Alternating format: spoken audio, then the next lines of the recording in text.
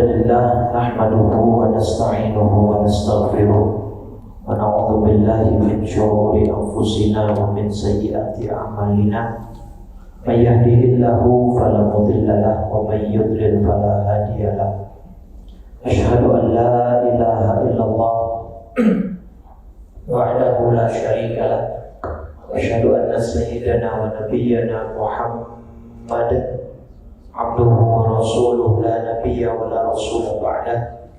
Allahumma salli wa sallim wa karrim ala sayyidina Muhammadin wa ala alihi wa sahbihi ajma'in. Subhanaka la ilma lana illa ma 'allamtana innaka antal alimul hakim. Rabbi shrah li sadri wa yassir li amri wa hlul 'uqdatam min lisani yafqahu qawli. Saddid lisani wa ahdi qalbi bihaqqi sayyidina Muhammadin sallallahu alaihi wasallam. Amma ba'du, fa ya ayyuhal hadirun wal hadirat, segenap jamaah salat zuhur Masjid Al-Barkah Askrida Tower yang mudah-mudahan dirahmati Allah Subhanahu wa taala. Alhamdulillah, pada siang ini kita dapat kembali berjumpa dalam bingkai majelis ilmu. Mudah-mudahan niat kita dan ibadah kita dilipat gandakan pahalanya oleh Allah Subhanahu wa taala. Salawat rilek salam tak lupa senantiasa kita curah limpahkan kepada junjungan kita baginda Nabi besar Muhammad sallallahu alaihi wasallam beserta seluruh keluarganya, para sahabat dan pengikutnya hingga yaumil qiyamah. Mudah-mudahan kita semua yang hadir telah mendapat syafaatnya di yaumil qiyamah nanti. Amin ya rabbal alamin. Bapak Ibu yang dimuliakan oleh Allah Subhanahu wa taala, pertama saya ingin membahas sesuatu yang rasanya penting untuk diketahui. Ini kali pertama saya mencoba masjid baru kita, maka karena bulan Syawal kemarin kita kan libur ya. Di jadwal saya libur karena berdekatan dengan Lebaran. Jadi kata Mas Rene masih banyak yang cuti Ustaz. Jadi diliburkan untuk saya. Dan kemungkinan Idul Adha nanti jatah saya libur lagi tuh kayaknya. Karena Selasa ketiga itu kalau saya lihat di tanggal 10 atau 11 Dzulhijjah itu kemungkinan karena cuti lagi. Jadi ini kali pertama saya masuk pandemi, saya kayak di Eropa mana gitu ya. Alhamdulillah ya. Dan kita sama-sama tahu bagaimana keadaan masjid kita sebelum ini, dan ini wajib dan harus disyukuri. Alhamdulillah. Syukurnya dengan apa? Tentunya dengan lisan dan dengan perbuatan kita. Apa syukurkan masjid kita ini dengan sholat berjamaah dan dengan hadiri dengan kajian-kajian rutin yang ada. Nah, itu yang sedikit saya mau highlight di awal pertemuan kita ini. Surat At-Takatsur kan hafal ya? At-Takatsur punya gimana? Al-Ha. Ayat terakhirnya gimana? Ayo. Ayat paling akhir. Nah, tadi katanya hafal. Masih diurutin ya? At-Takatsur atas semua apa yang kalian itu 400 yauma idzin artinya summa kemudian dan tus'aluna, kalian akan benar-benar ditanya pada hari itu tentang kenikmatan yang megah di dunia. Nah, ketika saya membaca tafsirnya dalam tafsir Al-Baghawi, beliau mengutip satu hadis dari At-Tirmidzi. Ya, satu hadis dari Sunan At-Tirmidzi. Jadi suatu hari Nabi pernah kelaparan. Dan Nabi keluar rumah, ketemu dengan Abu Bakar Siddiq di jalan, gitu ya. Dan ternyata Abu Bakar pun mengalami hal yang sama, yaitu kelaparan. Akhirnya Nabi dan Abu Bakar itu memutuskan untuk pergi ke seorang sahabat dari golongan Ansar yang bernama Abul Haytham. Ya. bernama Abul Haytham Al-Ansari, ya, Abul Haytham bin At-Tayyihani Al-Ansari. Karena rajulan katsiran nakhli wasya. Jadi beliau ini adalah orang yang cukup kaya, ladang kebun kurmanya luas, ya, peliharaan kambingnya cukup banyak. Singkat cerita, Nabi kemudian dengan Abu Bakar diberikan sajian dan awalnya diarahkan ke pohon kurma yang cukup rindang untuk Nabi istirahat. Sembari Abul Haytham membuat makanan dengan istrinya. Ketika makanan datang, ada kurma, ada daging kambing, karena beliau juga punya cukup banyak peliharaan kambing, itu dipotongkan, dimasakkan. Dan memang kambing kalau di Arab itu menjadi sebuah kebanggaan ya. Karena kan jatah kambing itu 1 ekor, kalau orang Arab itu mungkin sekitar cuma 10 orang. Maka ada hadis Nabi ketika ada sahabat yang tidak mampu membuat walimah nikah untuk putrinya, kata Nabi, jangan nggak bikin sama sekali, bikinlah walaupun hanya sederhana gitu ya. Cuma kalau di Indonesia sederhana mahal juga. Kata Nabi, aulim walau bisyakin, bikinlah walimah walau dengan seekor kambing. Itu maksud Nabi, bikinlah acara walimah walaupun hanya mengundang 10 orang. Karena 1 ekor kambing jatahnya buat 10. Kalau kita kan 1 ekor kambing bisa buat berapa? 1 RT 2 orang. Kalau di Arab makan ayam dia 2 orang. Jadi kalau di Arab itu 1 ekor ayam dipotong 2 tuh buat jatah 2 orang. Tapi kan di kita 1 ekor ayam potong berapa kita? Kayak 1 keluarga. Ada yang 14, ada yang 12, ada yang 8. Itu jatuhnya sih dimutilasi ya, bukan dipotong. Udah itu masih disuir lagi buat soto sama bubur kan.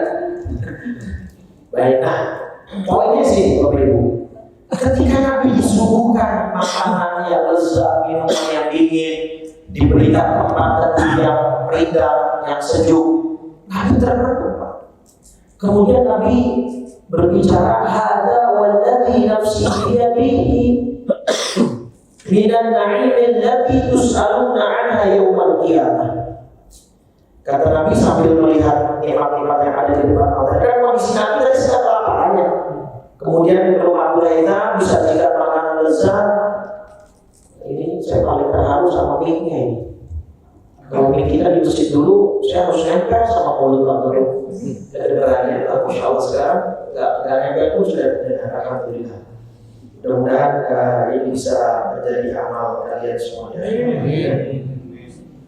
Baik, nah kemudian Nabi bilang, ini adalah nikmat-nikmat yang kalian besok akan dipertanyakan di hadapan Allah. Nabi sebut 3 nikmatnya.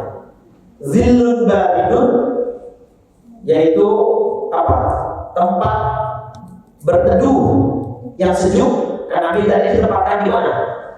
Di bawah pohon kurma, di kebun kurmanya Abu Haytham. Wa rutbun thayyibun, dan kurma yang lezat. Wa ma'un baridun, dan air yang dingin. Kalau kita terjemahkan ke kehidupan sekarang, zillun baridun itu berarti apa? Rumah, betul.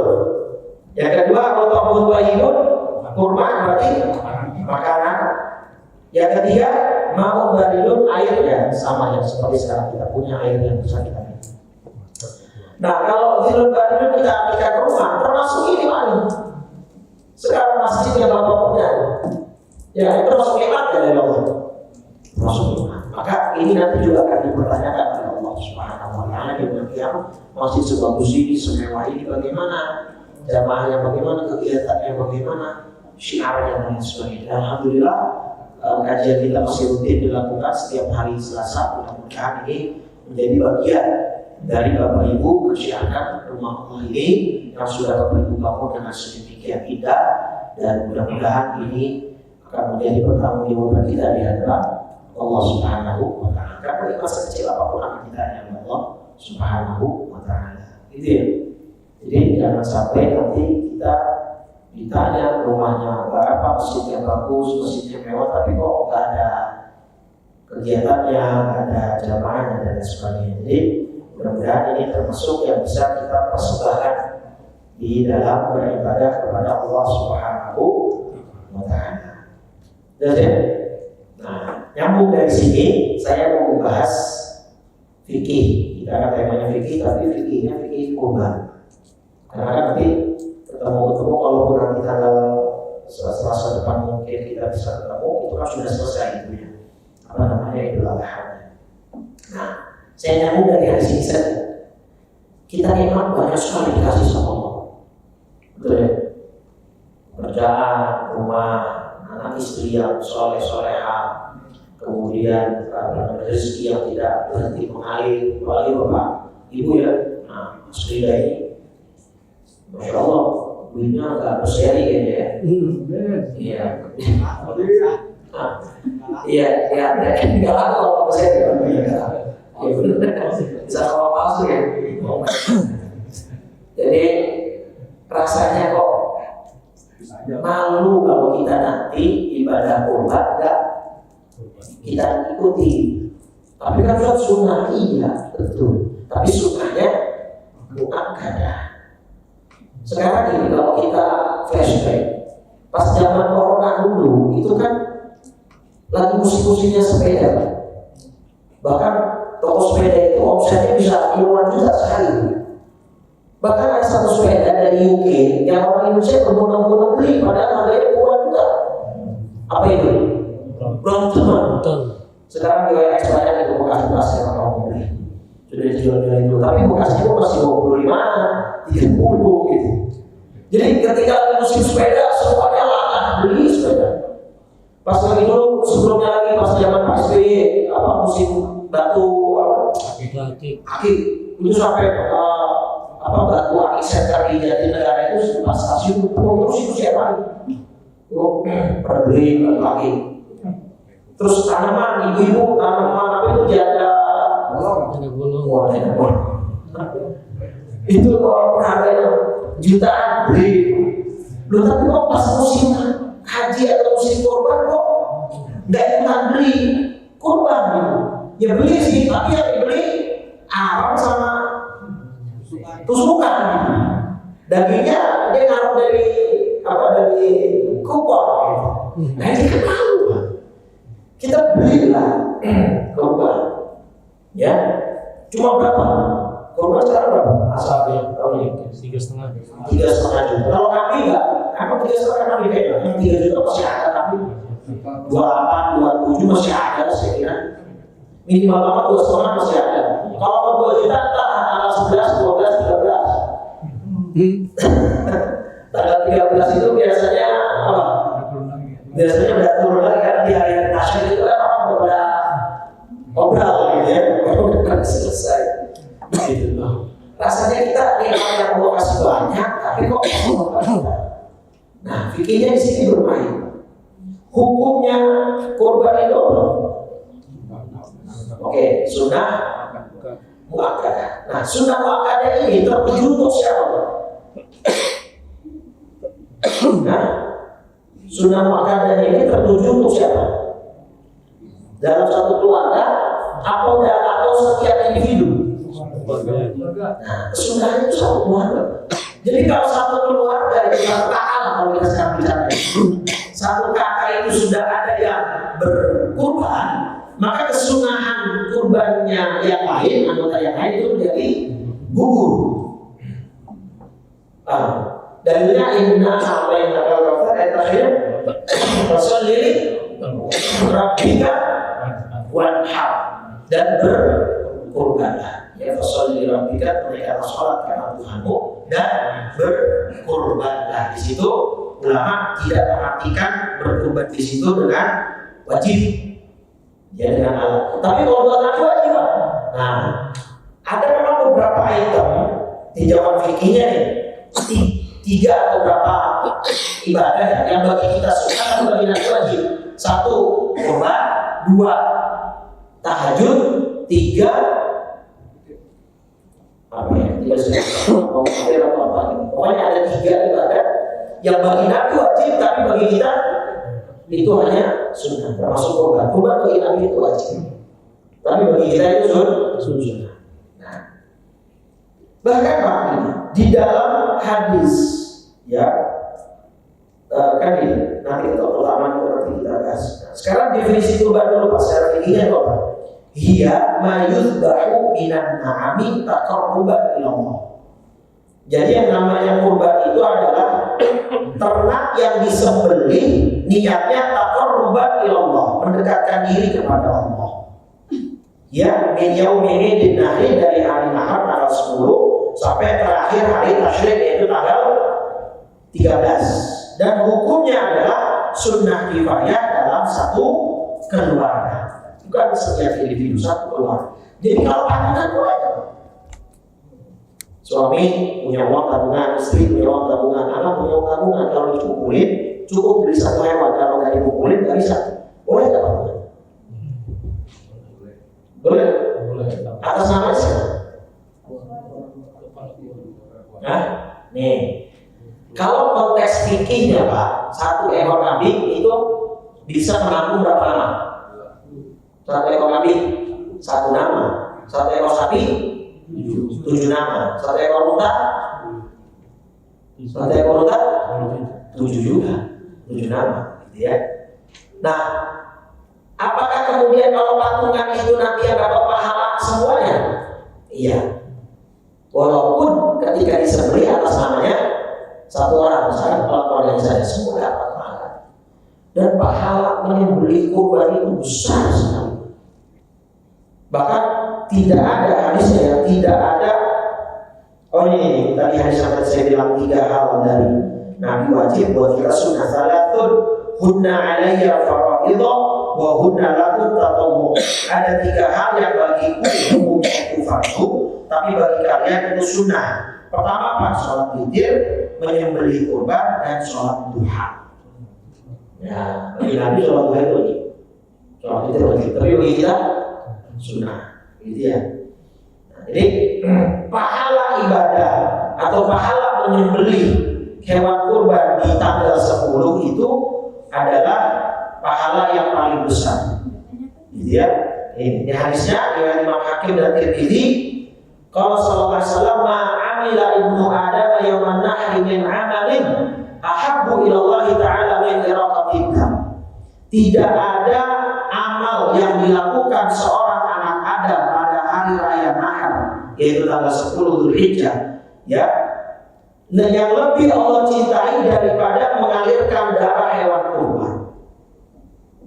Jadi tanggal 10 nih Pak, Bapak punya uang, mau nyantunin yatim apa nyembelih? Pilihannya salah satu, mana yang didahulukan? Nyembelih kurban. Kecuali kalau ancamannya nyawa. Misal, Bapak punya uang, ada orang atau tetangga Bapak yang kalau tidak Bapak belikan makanan, dia bisa mati. Nah, maka dalam hal ini Bapak dahulukan bersedekah. Tapi kalau tidak ancaman nyawa, ya, antara bersedekah atau berkorban, maka dahulukan berkorban. Bahkan saking mengalirkan darah ini, itu tidak mau dilewatkan oleh Ibnu Abbas. Ibnu Abbas sampai punya fatwa, Ani bin Abbasin annahu yafi iraqatul dam walau min dajjalin aw biwazin. Tapi ini sifatnya rahasia, jangan kasih tahu siapa-siapa ya. Cuman ini ya streaming ya. Kata Ibnu Abbas, saking mengalirkan darah di tanggal 10 Dzulhijjah itu pahalanya besar. Ibnu Abbas ini kalau kalian kata, jangan sampai ada umat Islam yang di hari 10 Dzulhijjah itu enggak mengalirkan darah hewan kurban. Tapi enggak mampu. Gimana? Pakai ayam pun enggak apa-apa. Pakai bebek pun enggak masalah. Tetapi sekali lagi ini fatwa pribadinya Ibnu Abbas. Sahabat yang lain tidak ada yang setuju dan tidak ada satu ulama mazhab fikih pun yang mengambil pendapat beliau. Kalau pendapat ini sudah tidak dibolehkan, besok masjid-masjid bukan penuh dengan kambing dan sapi, Pak. Orangnya pakai itu lagi, pakai tali tambang. Terpanitianya ngomong gitu, kalau kambing ada rumah ayam, jangan lupa kemarin, potong aja sendiri, gitu ya. Tapi mampu.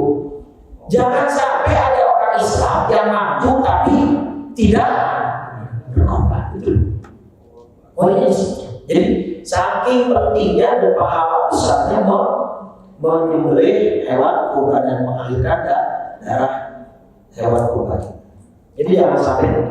Nah sekarang tadi yang saya bilang bahwa jangan sampai kita cuma mengandalkan kupon, gitu ya. Padahal kita mampu untuk berkorban. Nah, sekarang boleh kan secara fikih yang berkorban itu ikut makan?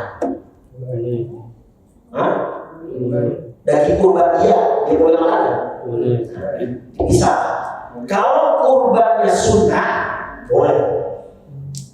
Kurban sunnah itu ya kurban yang tidak dinadarkan atau kurban yang tidak dinadarkan secara umum. Kalau nadarkan itu wajib ya. Misalnya, wah ini kalau nanti dekat korban kebetulan saya ada promosi jabatan. Kalau nanti saya dapat naik jabatan, saya bakal korban. Nggak tahu ya Allah kasih dia naik jabatan. Maka kurbannya jadi apa? Wajib. Kalau sudah wajib maka dia nggak boleh nanti. Tapi kalau sunnah yang memang dasar hukum korban itu adalah sunnah dan kemudian dia korban, boleh nggak dia minta dagingnya? Boleh. Makan dagingnya boleh? Bukan hanya boleh Pak, sunnah, nggak harus juga, tapi sunnah. Bagusnya tetap diambil, dimakan. Bahkan dalam tafsir Ibnu Katsir, walaupun hanya satu potong daging, satu slice daging, terus kemudian Anda makan, itu sunnah. Kenapa ada keberkahan di situ? Dalilnya surat Al-Hajj, surat 22 ayat 36. Ya, perhatikan sini Pak. Apa sih? Fa idza wajabat junubuha faqulu minha wa at'imul qani'al mu'tar. Ya. Kemudian apabila telah rebah, dia telah mati hewan itu, makanlah sebagiannya. Perintah di sini kalimatnya. Makanlah sebagiannya. Bukan hanya boleh, bahkan sunnah. Kemarin di tempat saya mengisi kajian tahun lalu, Idul Adha tahun lalu itu ada masalah.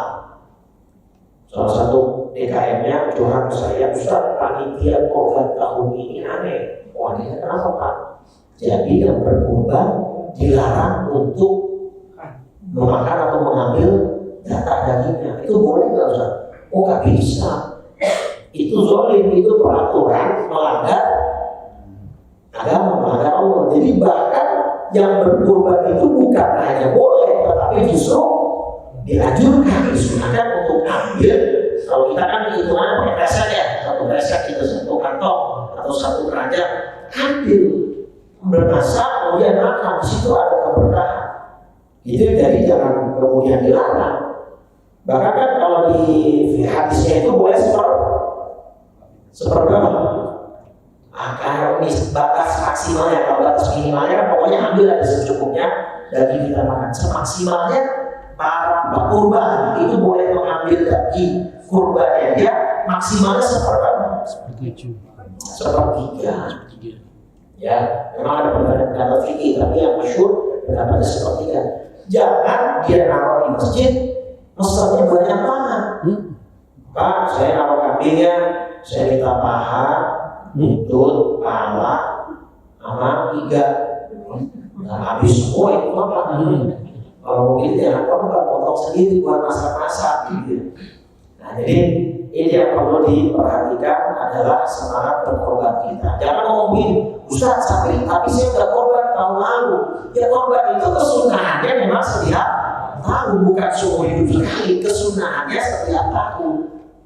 Jadi kalau memang setiap tahun kita punya rezeki ya korban, jangan sampai tidak. Masa kita punya handphone bagus, mobil bagus, motor bagus, masa kita gak ikut berkorban, jadi malah ikut ngantri untuk ambil korban. Itu ya maulah kepada Allah Subhanahu wa Ta'ala. Baik, jelas ya. Nah, baik, hikmah dari ibadah kurban apa? Satu, meningkatkan ketakwaan. Ya, meningkatkan ketakwaan tadi itu. Yang tadi saya buka surat Al-Hajj surat 22, tadi ada 36 ayat 37-nya. La yanalallaha luhumuha wa la dima'uha wa la yanaluhu taqwa minkum. Sedikit saya masih buka. ibadah puasa kemarin Ramadan itu kan lebih aman dari potensi riya. Setuju gak?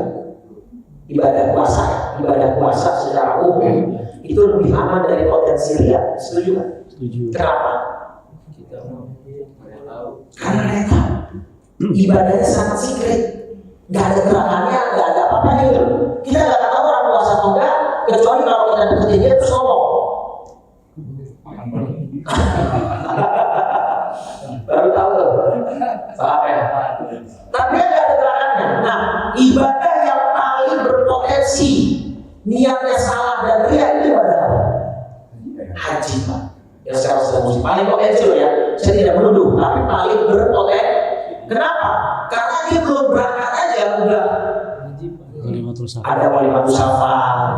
Bahkan kalau orang Betawi itu yang berangkat satu nih, itu yang antarin bisa jual kampung nyalain apa itu tasan.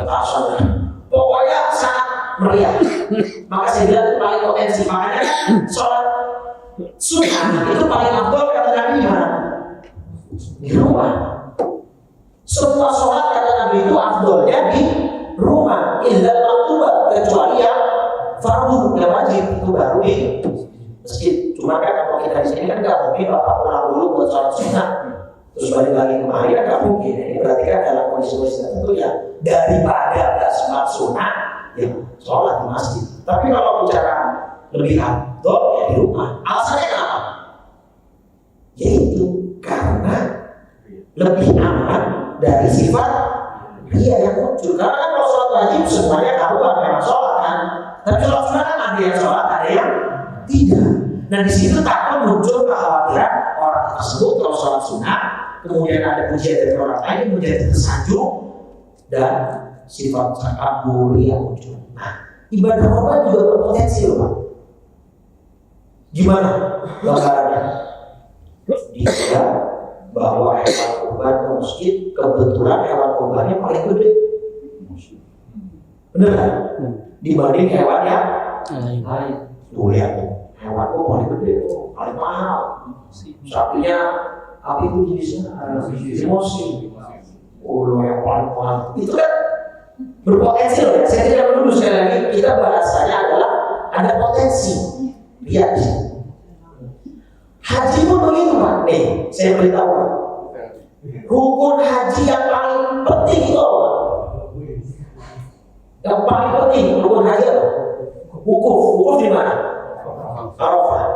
Dulu nggak sejarahnya. Orang-orang Arab jahiliyah itu, ketika mereka melakukan wukuf, nggak mau di Arafah. Nih, di ayat 199 surat Al-Baqarah, "Tsumma afidu min haitsu afadhan nas." Kemudian bertolaklah kamu dari tempat orang banyak bertolak, yaitu Arafah.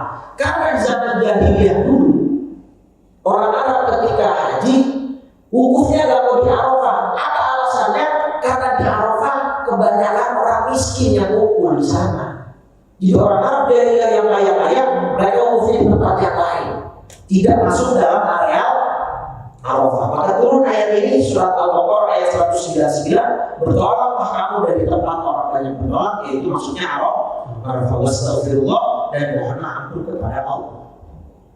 Jadi kalau kita pahami fikih-fikih yang ada dalam Islam, semua syariat yang disyariat itu pasti ada hikmah itu Pak. Ya, jangan kemudian ibadah juga hanya sebatas menggugurkan kewajiban dan ritualitas belaka. Rasapi semua, termasuk korban besok. Apa di antara makna yang tersirat? Kita bersyukur dikasih banyak rezeki oleh Allah. Pak, Bu, ini saya cerita, tidak saya kurangi, tidak saya lebih. Salah satu tetangga ibu mertua saya, rumahnya di Cipinang Bener. Sebelum meninggal curhat ibu mertua saya, saat sakit ibu mertua saya jenguk. Ibu mertua saya kan dipanggilnya Haji, Bu Haji gitu. Ji, gue pengen banget makan semur daging. Nah tetangga ibu mertua saya itu mohon maaf, itu sangat jauh dari atas sejahtera. Rumahnya hanya 2 petak, cuma ruang tamu dan sama ruang tidur, kamar mandinya pun di luar bareng-bareng dengan yang lain. Besokannya ibu mertua saya baru mau masakin daging semut, orangnya meninggal. Jadi Bapak Ibu, masih ada di sekitar kita orang-orang yang makan daging itu suatu yang mewah bagi mereka dan tidak bisa mereka dapatkan sesaat mereka pengen gitu loh. Ya momennya hanya di Idul Adha itu masih ada di Jakarta, dan itu mungkin one of millions people yang merasakan itu karena Jakarta luas sekali. Betul. Itu satu cerita. Cerita kedua, saya punya jamaah di daerah Duren Sawit namanya komplek PTB di Buaran sebelum Lebaran. Dia orang Cianjur, ketua DKM masih cerita Ustaz waktu Lebaran tahun berapa dia cerita di kampungnya di Cianjur Selatan yang agak pegunungan di atas itu. Kita bikin halal Ustaz. Terus kita makan ya sederhana, yang menurut saya sederhana, cuma ayam goreng, tempe tahu, sama lalapan gitu. Begitu pas acara makan-makan, itu kampung-kampung situ, warga-warga desa tersebut makan sangat antusias, kayak nggak pernah makan ayam sebelum. Karena DKM yang jamaah saya itu tinggal di Jakarta dan ayam sudah sangat akrab lah kita juga. Ngobrol ke kepala desanya, Pak Kades, itu kok warga kita kayak nggak pernah makan ayam. Gue memang betul Pak. Kami di sini itu warga yang tidak bisa makan ayam itu hampir 50% ke atas. Mereka hanya bisa makan ayam kalau ada hajatan seperti ini saja. Dan itulah salah satu PR kita. Kenapa makanya Islam sangat menganjurkan kalau bisa. Tadi kan kesunahnya satu keluarga ya. Tapi kalau satu keluarga semuanya mampu dan mau kurban, boleh lah. Bukan hanya boleh, bagus banget. Bahkan satu orang nggak cuma satu ekor, lebih dari satu orang boleh. Nabi pernah kok kurban lebih dari puluhan, bahkan ratusan atas nama satu orang yang Nabi Muhammad SAW. Jadi alangkah malunya kita nanti di hadapan Allah kalau kita kok nggak pernah kok. Bahkan ancamannya besar loh. Nabi nggak mau dekat-dekat sama orang yang punya kemampuan, tapi yang korban. Maka ada usaha. Ya, siapa yang punya kemampuan kelapangan rezeki untuk berkorban, namun dia tidak berkorban. Fala yaqrabanna musallana, kata Nabi, jangan dekati tempat sholat kami. Artinya Nabi tidak mau dekat-dekat dengan orang yang mampu tapi nggak mau berkorban. Ini menjadi renungan buat kita. Ya, tetapi tadi ingat bahwa ketika kita berkorban jangan sombong. Korban itu secara filosofis adalah menyembelih sifat hewani kita kok. Kita kan menyembelih hewan kita, tapi seakan-akan itu hikmahnya adalah menyembelih sifat hewani kita, sama dengan akikah. Ya, akikah itu dengan korban perbedaannya apa? Yang paling mencolok waktu jelas ya. Yang kedua apa? Laki-laki 2 perempuan 1. Yang ketiga cara penyajian. Kalau akikah masak, kalau korban gitu ya. Nah itu pun akikah niatnya diantaranya ketika dia menyembelih hewan itu untuk mengikis sifat-sifat hewani yang ada di dalam diri anaknya manusia. Korban begitu. Jadi kalau dia korban terus dia malah sombong, ini sangat bertolak belakang. Dan soal itu saya ini fakta, tapi perlu kita menjadi perhatian. Yang sekarang terjadi apa? Para artis kita berkorban malah dijadikan konten. Gak masalah sih, gak masalah kalau niatnya untuk menyemangati para subscribernya dan sebagainya. Gak masalahnya mereka yang tahu dia sangat tepat. Udah gitu balik modal kan. Dia korban misalnya mesin atau berapa yang harganya ratusan juta, terus masuk itu viewsnya jutaan, aksesnya, kira-kira balik modal. Kalau ada niat balik modal, berarti nggak korban dia sebenarnya. Cuma bikin video, itu rentan. Saya tidak mau kritik kegiatannya, tapi saya mau kritik niatnya kalau memang mereka punya niat seperti itu. Ya, maka mari sama-sama kita renungi ini bahwa nikmat yang sudah Allah kasih banyak sekali. Bahkan tadi Nabi Muhammad SAW cuma sekedar kurma, pohon kurma untuk berteduh dan air yang lezat untuk dinikmati saja. Nabi bilang ini termasuk yang kalian akan diminta pertanggungjawaban. Subhanatus alun beliau kan. Kalau kita bertobat kan enak jawabnya, mana uang kamu yang sekian? Udah saya pakai buat korban. Nah, hikmah kedua untuk mengikis sifat kikir, mengikis sifat pelit. Ini apa namanya hikmah dari berkorban. Nah, kalau dari jawab fikih, kita balik lagi ke fikih ya. Yang harus putuskan dua jalan ya, jalan nafas dan jalan makan. Kalau bahasa kita tenggorokan dan kerongkongan. Terus, nah, dikorbankannya harus dengan nama Allah. Ya, ini yang banyak salah ini. Harus dengan nama Allah atau asal sembelih aja sah. Harus itu berarti wajib. Berarti kalau ada orang menyembelih nggak pakai baca Bismillah nggak sah. Atau berarti potongannya menjadi haram pakai. Nah, yang wajib itu, yang harus itu jangan dipotong atas nama selain Allah. Jadi kalau ada orang sembelih, terus sembelihannya dipotong atas nama selain Allah, maka sembelihannya menjadi haram pakai. Tapi kalau misalnya sembelihannya itu tidak disebut nama Allah dan tidak juga disebut nama selain Allah, itu gimana hukumnya berarti? Saya kayak misalnya ayam potong itu yang kita beli di pasar. Pernah lihat nggak kalau potongan ayam? Lihat orang yang potongnya, baca Bismillah, betul. Terus gimana hukum ayam potong yang ada di pasar-pasar yang kita makan yang frozen itu? Halal apa haram? Beda surat Al-Baqarahnya. Surat 2 Al-Baqarah ayat 173. Ya.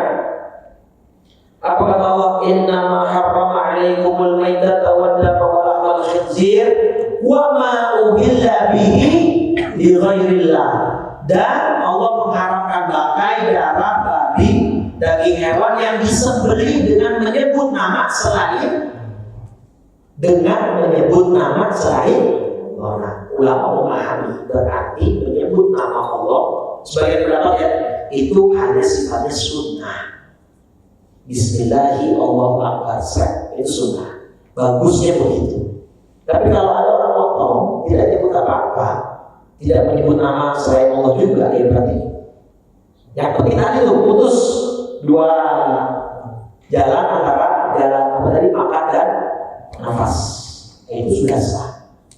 Cuma memang bagusnya hati-hati. Bagi yang memotong, bagusnya itu disebut dengan nama Allah, Bismillahirrahmanirrahim. Tapi kalau dia menyebut apa pakai pemotong ayam ini, ya sah. Karena dia tidak menyebut nama selain Allah, gitu kan? Tidak menyebut apa-apa kecuali saya potong ini dengan nama dewa langit, dewa bumi dan itu baru haram. Karena dia menyebut nama selain Allah. Paham? Bagusnya memang dengan menyebut nama Allah. Bismillahirrahmanirrahim. Kalau kita biasanya kayak kita yang paling minimal Bismillahirrahmanirrahim. Bismillahirrahmanirrahim. Itu tidak wajib. Jadi yang dianjurkan ini, yang diwajibkan itu pokoknya jangan menyebut nama selain Allah, itu yang nggak boleh. Gitu. Atau demi cintaku pada musuh beli ayam itu, itu udah pret gitu ya. Baik, jadi Bapak Ibu ada yang mau ditanya nggak sekilas tentang fikih kurban? Imam Nadia, Nabi kan pernah berkurban itu diniatkan untuk dia, keluarganya dan seluruh umatnya. Boleh nggak seorang kepala di satu perusahaan itu meniatkan hal yang sama untuk karyawannya dan karyawannya? Boleh, jawabannya boleh. Jadi memang perilaku Nabi itu ada yang mengkhususkan, ada yang mengumumkan, ada yang membuatnya khusus, ada yang membuatnya umum. Artinya yang membuatnya khusus begini, itu hadis khusus untuk para pemangku jabatan yang punya bawahan, para pimpinan, para pejabat, gitu ya. Misalnya wali kota Jakarta Pusat Ya Allah, saya sembelih kambing ini atas nama saya dan seluruh warga Jakarta Pusat yang belum sempat berkurban. Ada yang mengumumkan, ya siapa boleh, termasuk itu dalil bagi orang yang mau menyembelih kurban atas nama orang tuanya misalnya yang sudah menikah. Itu dengan dalil itu ada yang ulama membolehkan secara umum. Nah, kalau secara khusus ulama mengkhususkan enggak, ini hanya untuk para pemangku jabat seperti pejabat di perusahaan, pimpinan segala macam. Bahwa ini saya niatkan untuk saya, untuk semua bawahan karyawan saya yang bekerja dengan saya yang tidak atau belum sempat bertobat, baik yang masih hidup ataupun yang sudah boleh. Jadi jawabannya boleh ya. Baik, ada lagi? Ya, jelas. Ya Ustaz, di satu daerah itu pernah misalkan ada kayak sedekah untuk karuhun gunung. Tapi Karuhun itu anak sepuh. arwah. Mungkin saya juga nggak paham Ustaz. Terus Cuma pada saat sembelih ya memang sorry saya potong. Menyembelih saat Idul Adha atau maksudnya di luar lagi? Dia menyembelih tapi dengan menyebut nama Allah lah gitu. Bismillah. Tapi niatnya untuk karuhun itu gitu. Sejauh yang saya tahu kan untuk acara karuhun adat ke sedekah bukit atau gunung. Terus nanti dagingnya apa? Dimasak. Terus? Nah itu untuk kita konsumsi bagaimana Ustaz? Dagingnya maksudnya terus ditaruh di gunung gitu? Dibiarkan kayak sesajen gitu di gunung? Kita arak dulu, terus sampai sana nanti makan bareng gitu Ustaz. Di sananya? Makan itu para peserta adat itu. Dan di saat ada apa sih mustahil ya? Apa? Ada mustahil. Mustahil Ustaz. Apa itu? Mustahil seperti apa? Kayak apa ya? Kayak Mustahil di lantai 4. ada asap itu. Lupa. Nah terus? Ada selawatannya Ustaz. Terus? Ada selawatannya,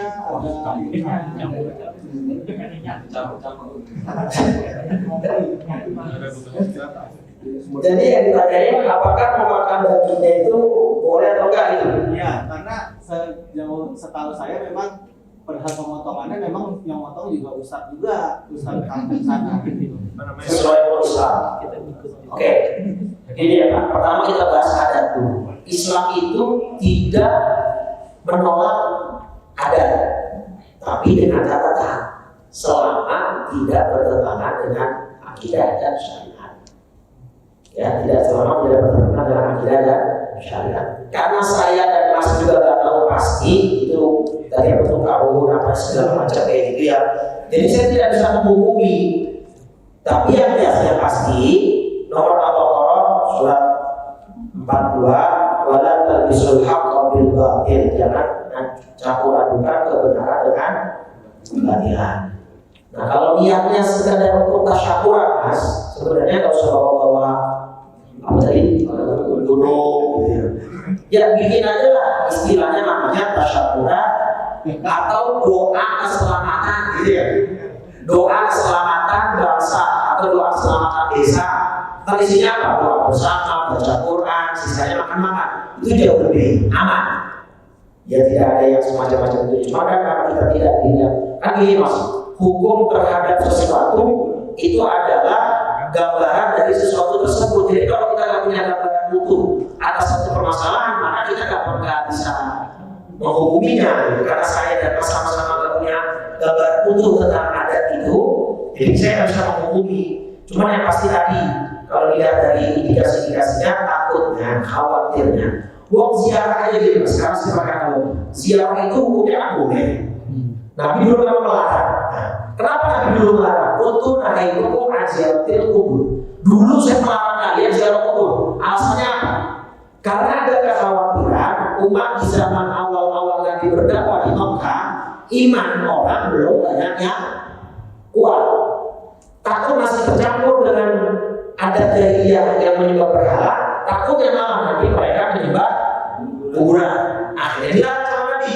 Begitu Nabi sudah hijrah di Madinah, melihat bahwa iman mereka sudah stabil, fazuruha, maka silakanlah kalian berziarah. Sama kan? Kalau acara seperti itu masih dilestarikan, khawatir kalau ustaz-ustaznya dia paham mas. Paham ya? Ustaznya paham untuk memilah niat yang supaya tidak menjadi musyrik, mana niat yang benar kan gitu ya? Jangan ustaznya niatnya untuk bersyukuran, untuk bersyukur kepada Allah makan bersama. Tapi kalau orang awam ngertinya bahwa kita itu menyembelih untuk kayak gitu tadi. Paham ya? Jadi khawatirnya di orang awamnya gitu mas ya. Nah, jadi lebih baik ya di pending dulu, dilihat potensi di mana nanti ininya ya berlanjutan. Terus dagingnya gimana Ustaz? Karena sudah dipotong dagingnya saya tidak berbicara acaranya. Dagingnya karena sudah dipotong dengan atas nama Allah yang memotong orang Islam, ya dagingnya halal. Saya berbicara dagingnya bukan acaranya. Kalau acaranya itu pembahasannya kan langsung komprehensif ya. Tapi dagingnya dimakan orang-orang itu ya halal. Artinya halal, mereka tidak memakan kaya, mereka tidak memakan daging yang halal. Gitu ya. Baik. Dari ibu, bapak, nggak ada orang satu lagi terakhir. Jadi sama manusia ketika kita mau berkorban ada dua alternatif. Yang pertama itu lingkungan di dekat rumah, tapi kondisi lingkungan itu dikatakan tidak mampu pun tidak, artinya untuk keluarga cukup berada. Atau di luar lingkungan yang agak jauh, misalnya di pondok pesantren atau yatim piatu, seperti itu. Lebih utama yang mana? Saya akan menjawab bagusnya dua-duanya. Kalau mau lebih dapat pahalanya ya, artinya itu kalau dua-duanya berarti sudah masalah selesai, problem solved sudah. Jadi tidak akan ada pertanyaan. Tapi kalau misalkan uangnya terbatas susah, cuma bisa satu, mana yang terbaik? Ini lihat mas pergi ke masjid ke rumah, tanya di sini jumlah hewan sudah berapa? Jumlah mustahil atau orang yang kira-kira berhak untuk mendapat daging jumlahnya berapa? Sudah tercukupi belum? Kalau belum tercukupi, lebih bagus dari rumah. Ya karena itu namanya akrobi, orang-orang yang dekat secara lokasi. Tetangga itu punya hak lebih besar. Nah, tapi misalkan kata masjidnya, kata dia, alhamdulillah Pak, sudah jauh dari target kita, sudah lebih dari target kita. Karena maksudnya bisa kita target itu dengan kupon yang dibagikan ada targetnya. Jangan mereka target kambing 35, sapi 5 misalnya. Ternyata jumlah yang berdaftar sudah lebih, sudah cukup. Maka Bapak mau korban di tempat yang lain yang Bapak rasa itu lebih membutuhkan karena di sana mungkin tidak banyak terjamah, silakan. Itu aja sih solusinya. Jadi di survei dulu, di dekat rumah itu kira-kira sudah tercukupi atau belum.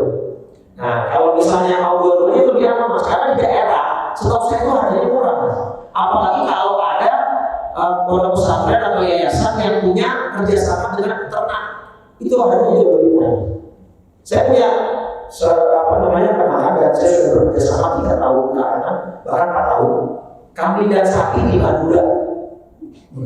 Nah, kalau Bapak mau korban di sana, itu rekan saya, Ustaz juga di sana, kambing itu di harga termurah bisa 1,2. Beratnya tahu berapa? Beratnya 22 kilo, 1.200.000. Jadi ini dia bikin program, dia ambil untung, si Ustaz itu ambil untung, dia bikin program pemberdayaan peternak lokal Madura di sekitar rumahnya.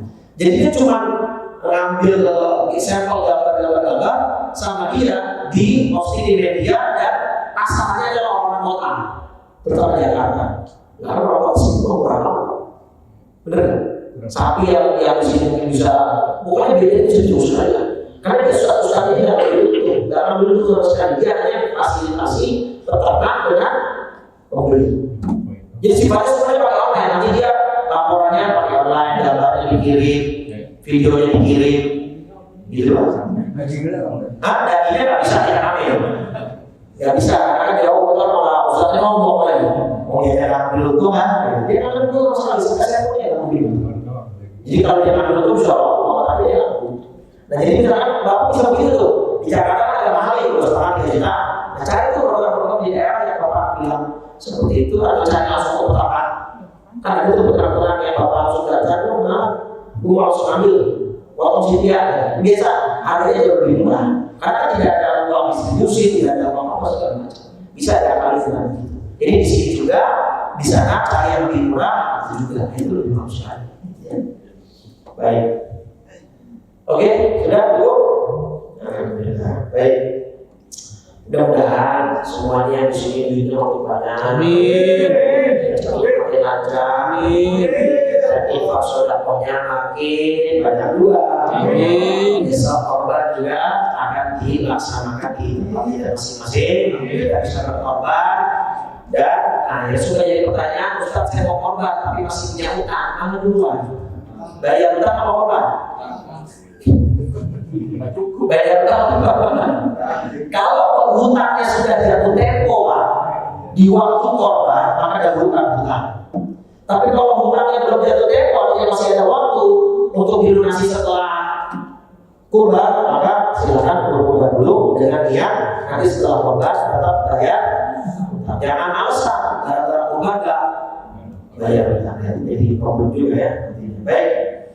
Saya kira itu benar-benar bermanfaat. Kita ini belajar kita siang ini dengan 3 kali kalimat tauhid. Mudah-mudahan kita semua yang hadir mendapatkan ridhaan dari Allah Subhanahu wa taala. Amin. Aqulu ma qultuhu ana wan nabiyuna min qabli la ilaha illallah la ilaha illallah la ilaha illallah Muhammadur Rasulullah sallallahu alaihi wasallam kalimatu haqqin 'alaiha nahya wa 'alaiha namun wa biha nu'adhu insyaallah ta'ala min al-aminin Allahumma rzuqna ziyaratal haramain wa la tahrimna Allahumma rzuqna fid dunya ziyarata wa la tahrimna fil jinani ru'yata Allahumma rzuqna as-sa'adah Allahumma rzuqna asy-syahadah Allahumma inna nas'aluka rizqan halalan wasi'an thayyiban mubarakan min ghairi masyaqqatin wa la dhairin wa la ta'abin innaka 'ala kulli syai'in qadir Allahumma inna nas'aluka husnal khatimah wa na'udzu bika min syarril 'aqibati wa su'il khatimah ya hawlal hawli wal ahwal hawlil ahwalana ila ahsanil hal ya muqallibal qulub tsabbit qulubana 'ala dinika wa ta'atik Rabbana atina fid dunya hasanah wa fil akhirati hasanah wa qina adzaban nar sallallahu alaihi sayyidina Muhammadin wa ala alihi wa sahbihi wa sallam bi fadli subhana rabbika rabbil izzati amma yasifun wa salamun alal mursalin walhamdulillahi rabbil alamin subhanakallahumma wa bihamdika asyhadu an la ilaha illa anta astaghfiruka wa atubu ilaika wa assalamualaikum warahmatullahi wabarakatuh.